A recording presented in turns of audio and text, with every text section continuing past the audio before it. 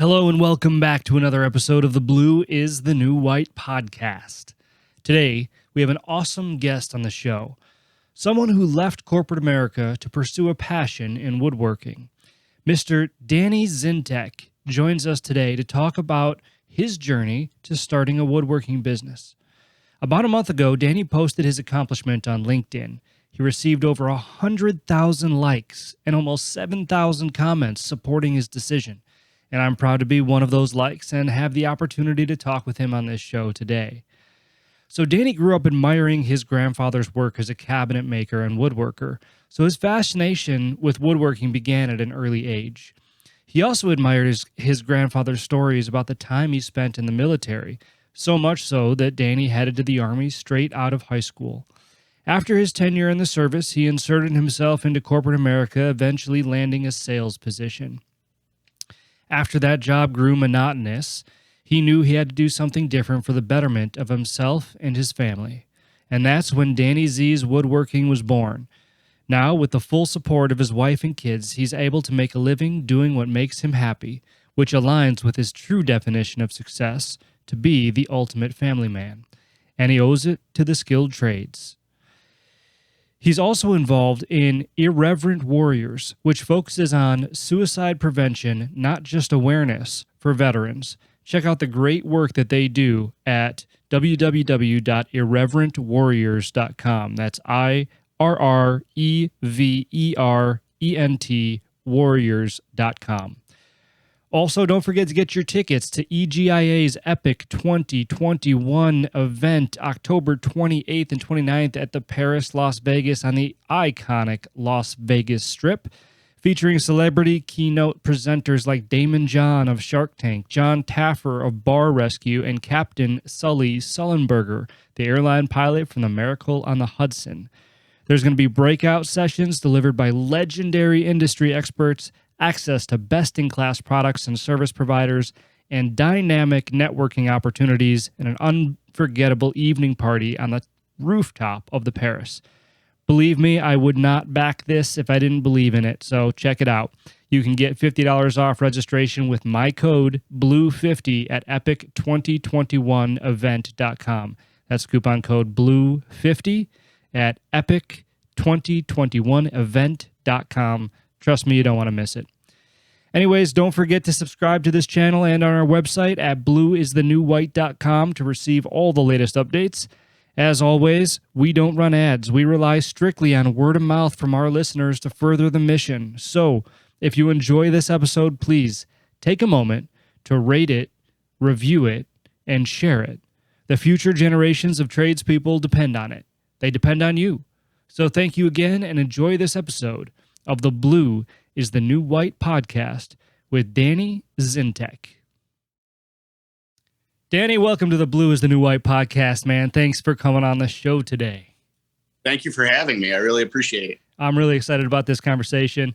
Some of my audience may recognize you because you had that crazy viral LinkedIn post, and that's where most of my audience is on LinkedIn. But I saw that myself, and it's right up my alley. It's right what in the range of what I talk about every day. So I knew I had to talk to you about your journey. So for those that don't know you, why don't you go ahead and just kind of introduce yourself, tell us who you are, and kind of how you got to where you are today, man. All right. So it is a little bit of a long-winded story in a sense. So I'm Danny Zientek. I am the owner of Danny Z's Woodworking. It's a little thing I, kind of fell back into in like 2015. But so growing up, my family, our grandfather was a cabinet maker and a carpenter by trade. So he had a wood shop in his basement. And anytime we would go visit the grandparents, we would be downstairs making bird houses, all the little knick-knacky things. And that's kind of where it all started as far as a curiosity for using my hands. Fast forward to my senior year in high school, and out of the 8-hour day, I was able to have 7 of those 8 hours in the wood shop somehow. I had a study hall where I became the TA for the wood shop teacher. The art, I had art, which was across the street or across the hallway from the wood shop. And the art teacher was very cool and let me just go in there, those sort of things. I graduated high school, and 2 days later, I was down in Fort Benning in basic training to be an infantryman. So the next 10 years of my life, I never even really gave a thought to woodworking. Just, it's one of those things you just forgot. The Army was my life. Got out in 2013 and push into 2015. My wife was pregnant with our son, and she saw something on Pinterest, like some little pallet thing, and she was like, "Hey, can you make this for me?" I was like, "Yeah, I'll give it a shot. I got a hammer and a sander, and and so I did it. I made it, and it was like that flame reignited, and just took off from there.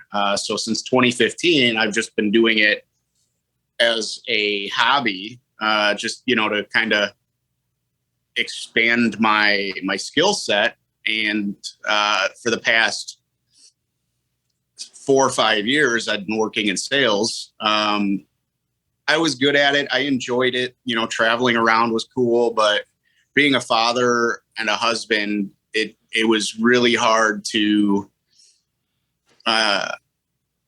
balance both. Being gone, coming home, it was hard to keep that balance of everything. And it just got to the point where I had enough of corporate America. I lined up some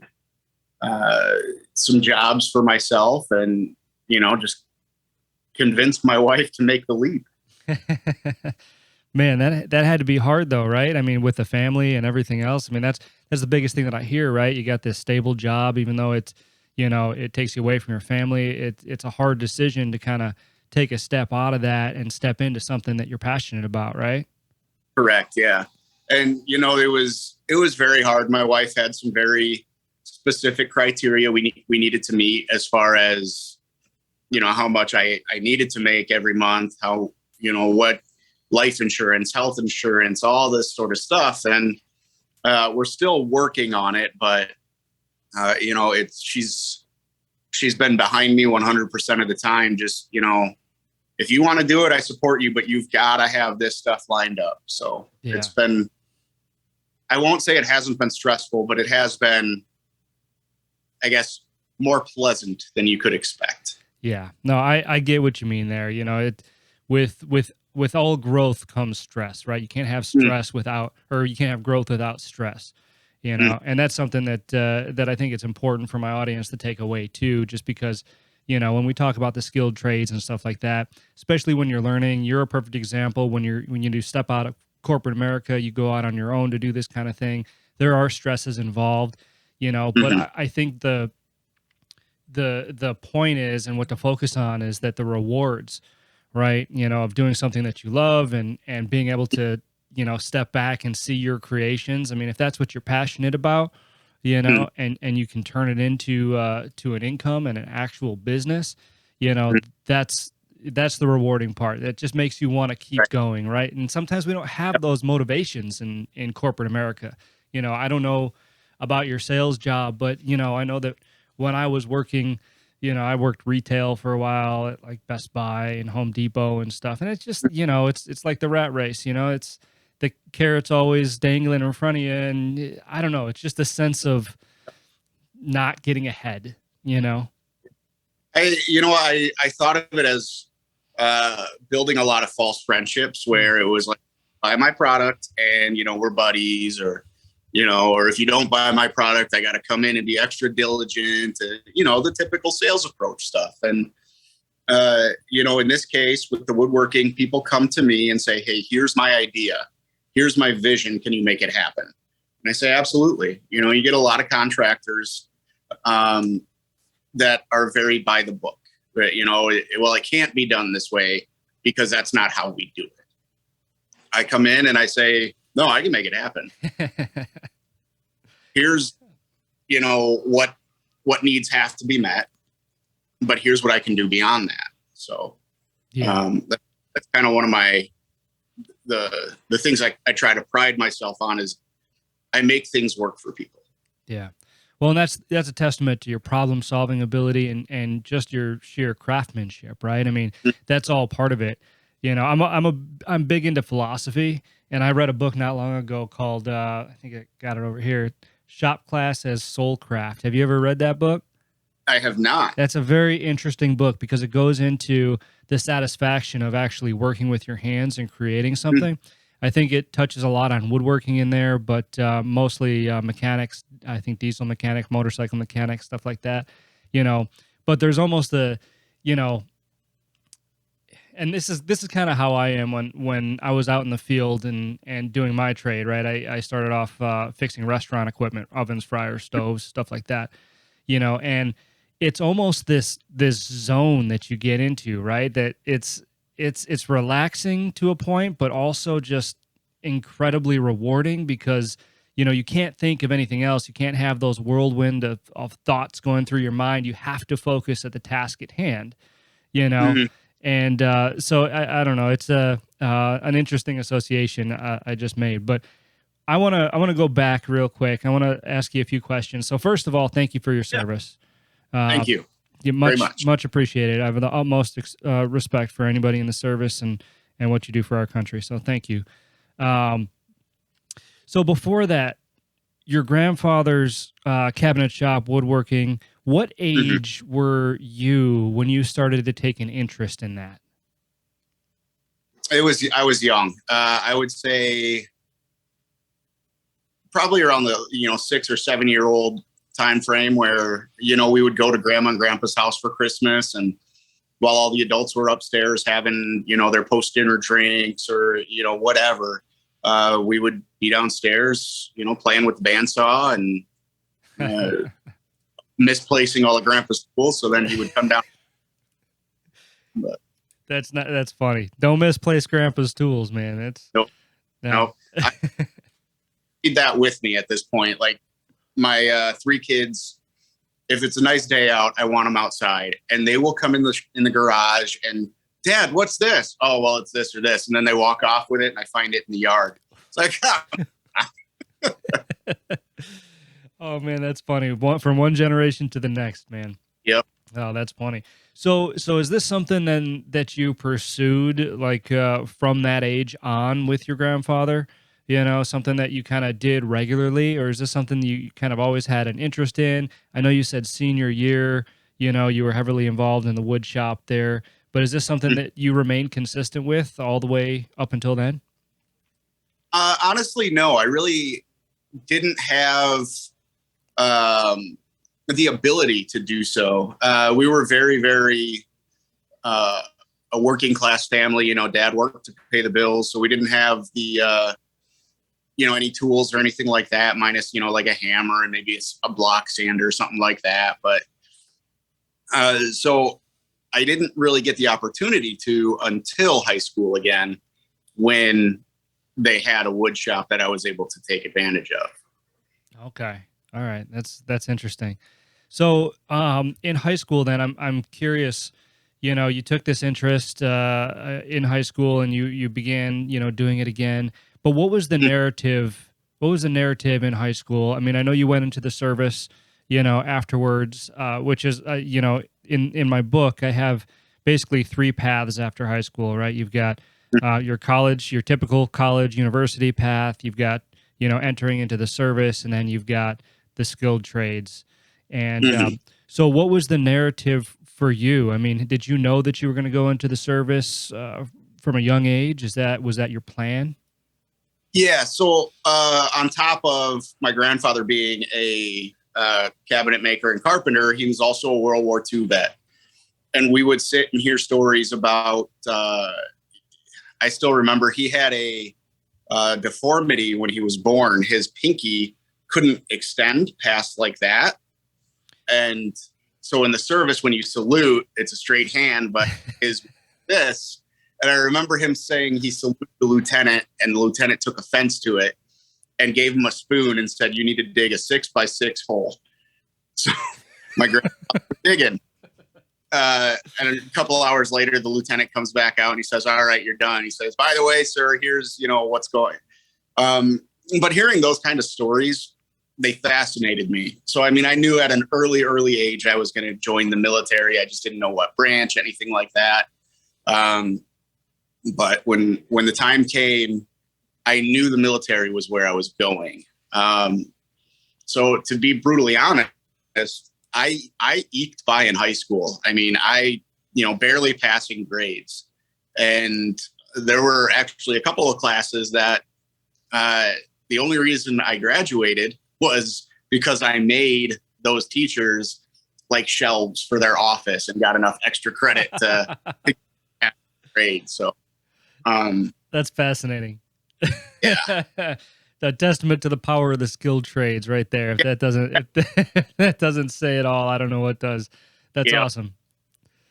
That's awesome. So, so then how long were you in the Army for? Just shy of 10 years.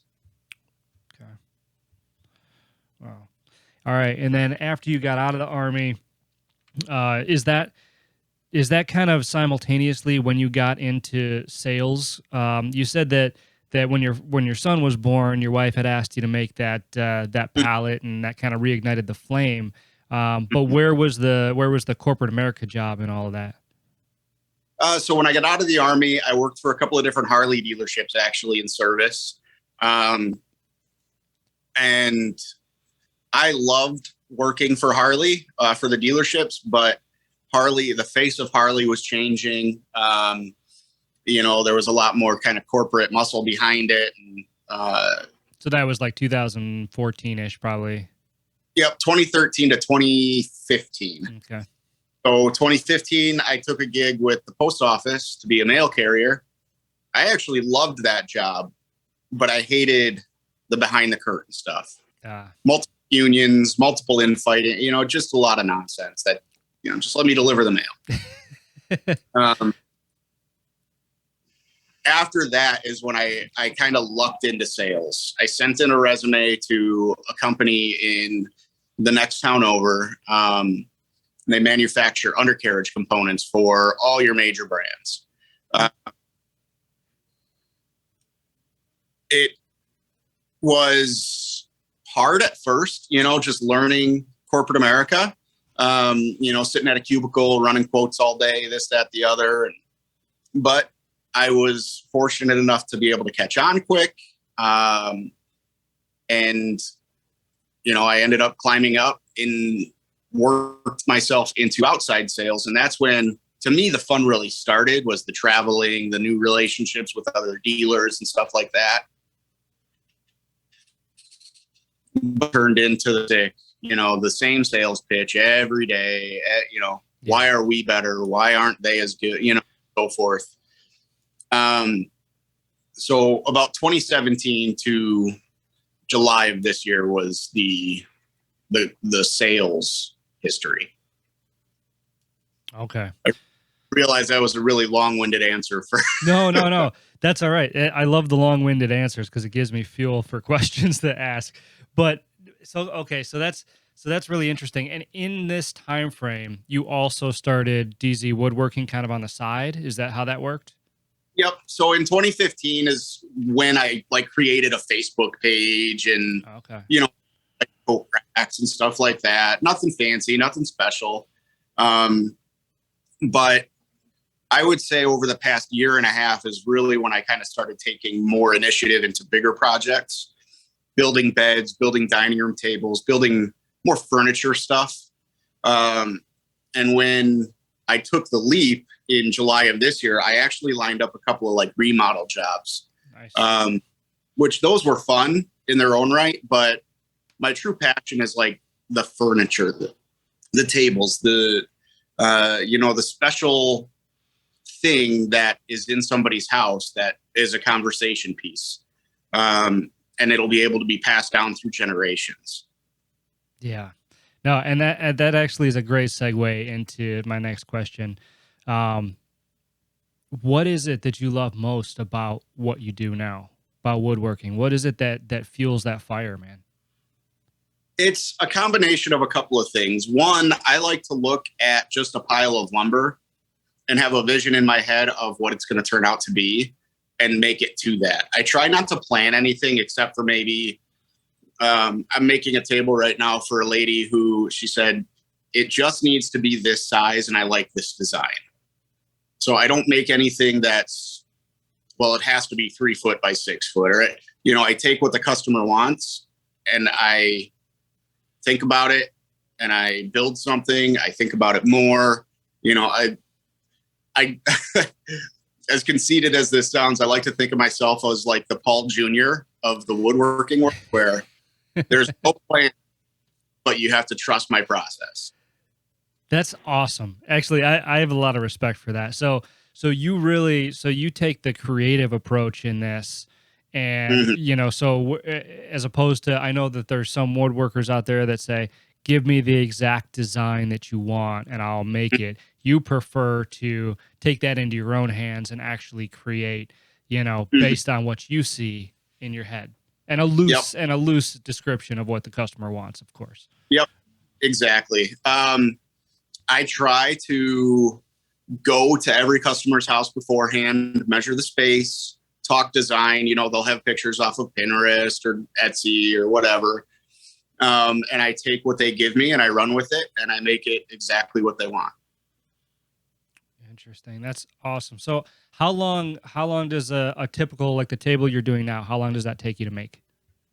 So if I could make something nonstop, not have to wait for glue up or stain to dry or anything like that. In all reality, a table would take me about 3 solid business days. But with multiple projects going on and, waiting for those things, the glue to dry, the stain to dry, the finish, all that. And plus with current orders, I look at about 4 to 6 weeks right now for start to finish on a project. Okay.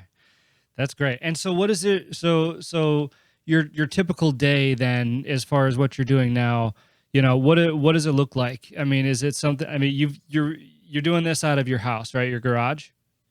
Yeah. Okay. So that's awesome. So the commute to work is super great. Oh, yeah.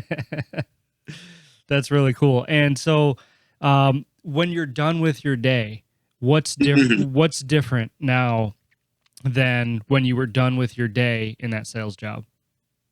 So the best thing for me is usually I'm covered in sawdust. I am, filthy, sweaty, whatever, but I walk into the house and I'm happy. I'm not dragging because, I had a customer complain about this, or I'm not upset because I got 800 quotes, so I wasn't able to, take care of this warranty thing, or, it's just, I built some stuff, I got as far as I wanted to. And, if something's still on my mind, I can walk back out into the shop after eating dinner and, take care of it. It doesn't resonate with me all night. Yeah. Yeah. And that's a big thing too, right? So many people have a hard time letting work go, in jobs like that.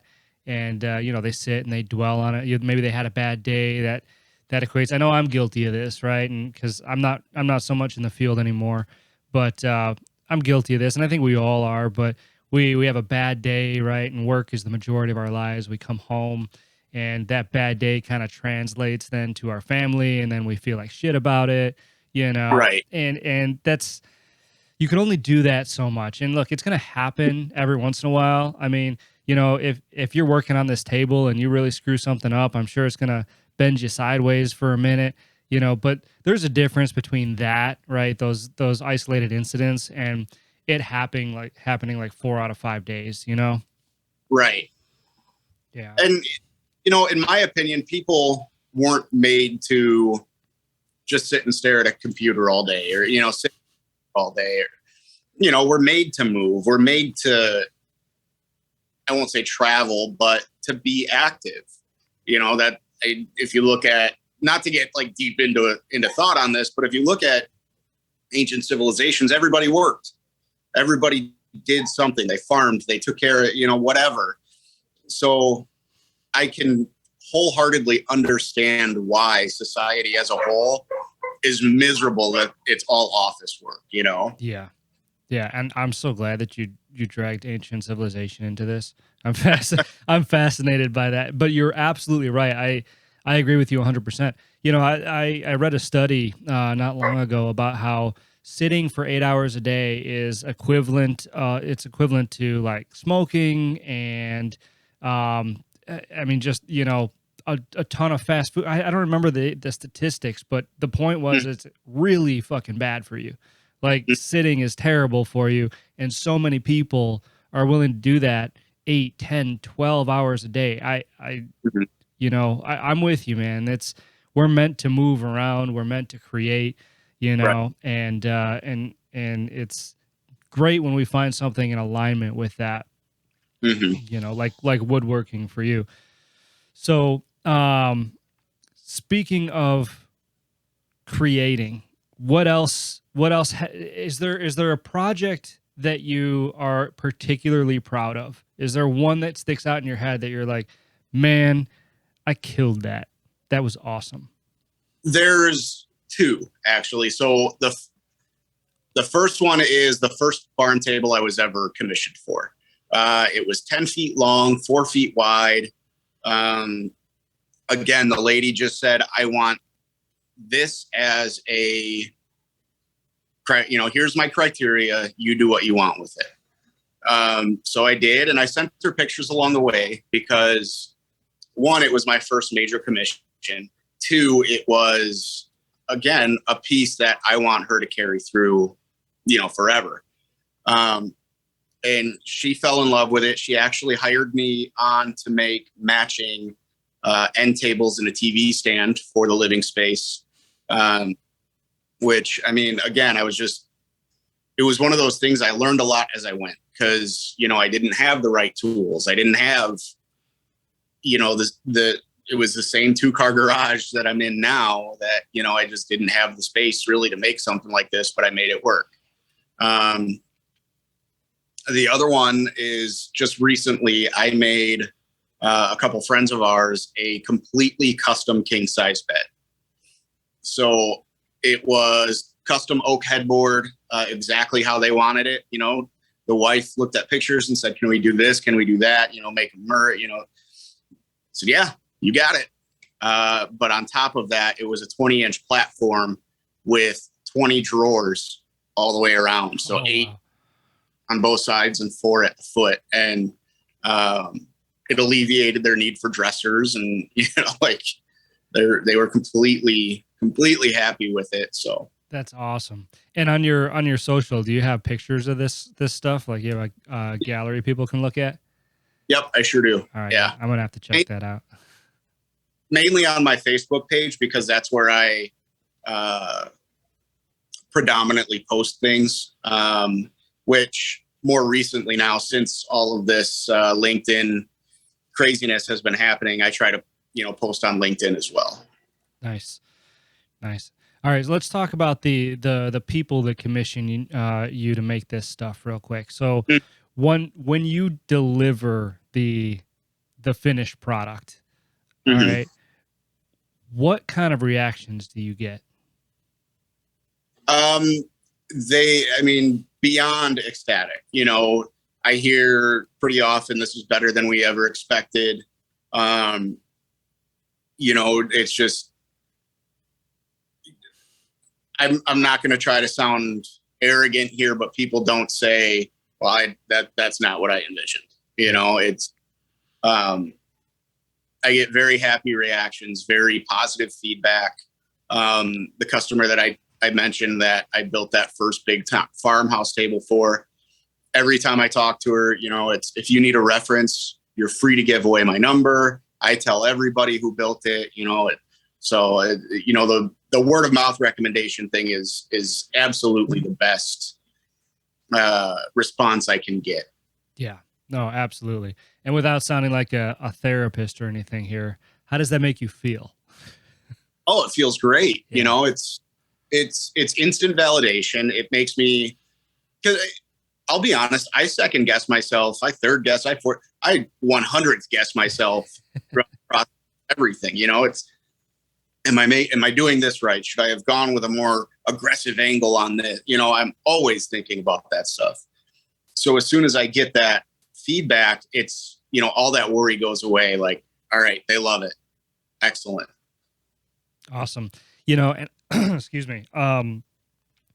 That type of satisfaction, I think that Obviously I'm a huge proponent of the skilled trades and the opportunities that can be found within them, not just for woodworking, but for trades of all kinds. And that's a constant that I see across all the different trades, right? Is there's some sort of sense of satisfaction, whether it's self-satisfaction, whether it's customer satisfaction, something that really resonates with people. And I think that, you know, if more people, more kids understood, you know, that and what they could be contributing to from that standpoint, maybe they'd be a little bit more interested in getting into a trade instead of, you know, having that voice in their head saying, should I really go to college? Everybody's telling me I need to go to college. You know, maybe there's Right. something else here. Yeah. Yeah. I mean, I saw just recently on, I think, Facebook and LinkedIn, a high school in Wisconsin put like a flyer up that said, you know, college isn't your only option. And then it listed a bunch of different trades and pay scales, you know, Nice. $18, $46 an hour, depending on skill, you know. So coming out of high school, if you're going to make almost $20 an hour, that's huge. I mean, there's adults, you know, living that don't make that right now, Yeah. you know. Yeah. Yeah. And I Coming out of high tra- school, I didn't make shit. no, Really. Uncle Sam gave me a small paycheck and said, "Here, survive." That's about right. So Yeah. what about your kids, Danny? When they, I don't know how old they are, but you know, once they start getting to that age, do you have any kids in high school yet? No, so I've got 9, 6, and 3. 9, 6, and 3. Wow. Yep, and girl, boy, girl. And for the longest time, our son, you know, he would constantly say, "I want to be a utility worker." It's like, absolutely, you want to do that for sure. You know, I'm going to support my kids no matter what decision they make, because I think as a parent, you have to. You know, it's just that's what you do. You encourage them to do whatever they want, to learn what they want to be. But the one thing I would probably kind of bat an eye at and raise a few arguments with is if they do want to join the service. My 10 years in, I was in the infantry. I did 3 tours to Iraq, 1 to Afghanistan. You know, I had the opportunity, I guess you could say, to see and do a lot of things that, you know, most people shouldn't. And one of the things with that is I don't want to have done and seen everything I did only for the next generation to have to do it as well. Yeah. So my real hope is that my kids do choose to, you know, go to college, trade school, something like that, something to contribute in their own right that way. Yeah. No, that makes a lot of sense. And I mean, that's a mark of a good parent, right? It's basically what you're saying is it's not what they do, right? It's how they do it. You know, that's how I'm going to raise my kids too. I got 6 and 3, 2 daughters, terrified to try for a third. So I'm done. Yeah. but that's it, right? Is, you know, and, you know, I talk a lot about college on this show and in my book and stuff like that. And I have to remind people that I'm not against college. I'm for the right education for the right individual, right? I'm not against education. I'm not against college, you know, and there's plenty of people that know exactly what they want to do the rest of their life. And college is the only way to get there, you know, but I'd say there's far more people out there that have no idea what they want to do the rest of their life. And they're trying to figure it out in college, which costs a hell of a lot of money, you know? Right. So, you know, I'm with you, man. I mean, you know, whatever my daughters decide to do, I'm going to support it, you know, and I'm going to drive home that narrative that, hey, you know, if this is what you want to do, that's great. Now let's figure out how to be the best at it. You know what I'm saying? Absolutely. Yeah, that's awesome. So, all right, just I got one more question for you. This is a question I like to ask everybody. So I often talk about success, right, and what that means, and how, you know, the universal definition of success is money and fame and, you know, the glass house on the edge of a mountain bluff overlooking the ocean, Right. you know, but really at the heart of it, everybody defines success differently in their own way, you know. So I like to ask everybody, you know, Danny, how do you define success? To me, that's twofold. I mean, yeah, you know, there's that adage, money doesn't buy happiness. And I've come from a place where I've been without, and I certainly wasn't happy then, you know. That being said, I don't want to be making millions. I don't need to. So on the money aspect, as long as I'm making enough to provide for the family, and if we're lucky enough to, you know, take a vacation every year or something like that, that's kind of the goal. But the flip side to that is true success to me is seeing my kids happy, seeing, you know, doing everything I can to be a family man. And that's actually pretty recently been a bit of a rough road that we're, you know, kind of getting over the speed bumps on to where it's moving in the right direction again. So that's good. And I'm sure that, you know, this